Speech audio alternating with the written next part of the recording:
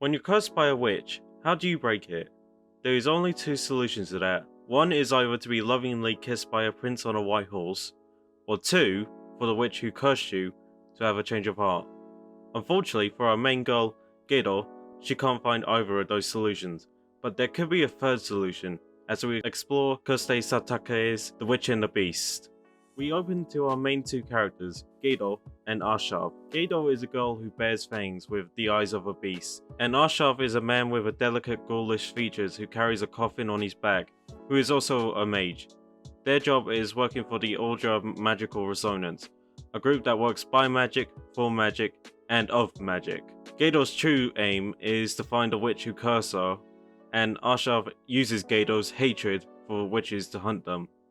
Both have their own game which sets them to use each other and use it for their jobs to hunt down witches, even though both are literally the complete opposite of characters. Arshav is built to be the cool, calm, mysterious figure, whereas Gedo is reckless, strong, and feral.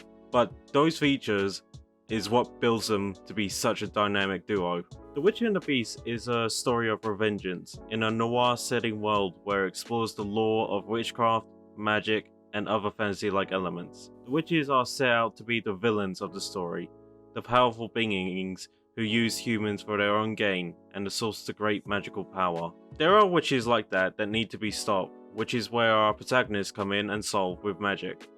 Now, I said the world building is like a noir setting, and that's because the world we see in this manga feels very detailed but grim at the same time. It's illustrated with such detail that it creates this thriller-like atmosphere that helps our characters to blend in. What made this story beautiful is the mangaka's art style, as you can tell from the very first chapter.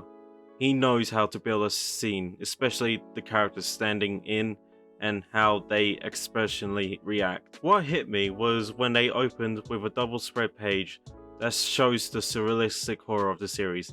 Now, you know, when you see a double spread page in the first chapter, you know shit is gonna be so good. I could not find a moment where the art wasn't beautiful, and when the moment needs to go down, the art will know how to perfectly execute that. The series is also not afraid to show the horror of it, especially tackling with creatures like witches or monsters. It's something that will build up the twists and the exciting moments of the series. This series is definitely a quick paced series, as you can feel like you're quickly finishing the first volume in a speedy moment.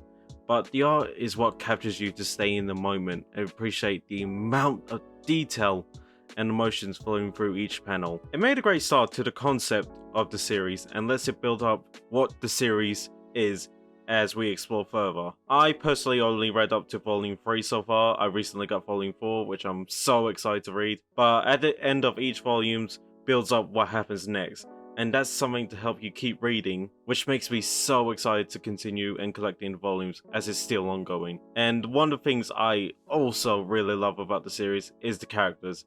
Arshav is not built to be your normal main character, especially one brewing with dark and grim-like powers, and Gedo is built to be a character known for a hatred for witches, but has that same where they are learning to grow, and she sometimes ignores Arshav, recklessly fights her own way. She is a character I love seeing in action, as she knows how to handle herself in the fights with her beast-like strength. And with her in the fights, it really brings out the paneling in the series, as it just makes it so dynamic and it just makes it so exciting to read.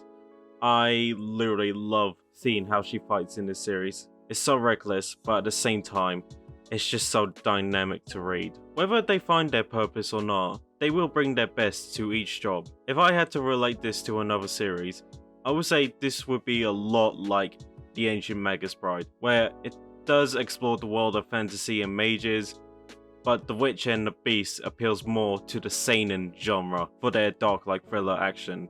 This is a series I want to get to know more about, and something I highly recommend to others, as this is turning out to be something special as a manga, and it is truly a gem to read. Thank you for watching this video, I really appreciate it. Leave a like, subscribe for future content, and comment if you also enjoy this series. I got a Discord link down there if you want to chat about it. I'm happy to talk about manga. Now, if you don't mind me, I'm going to be playing some Elden Ring. Thank you and sayonara.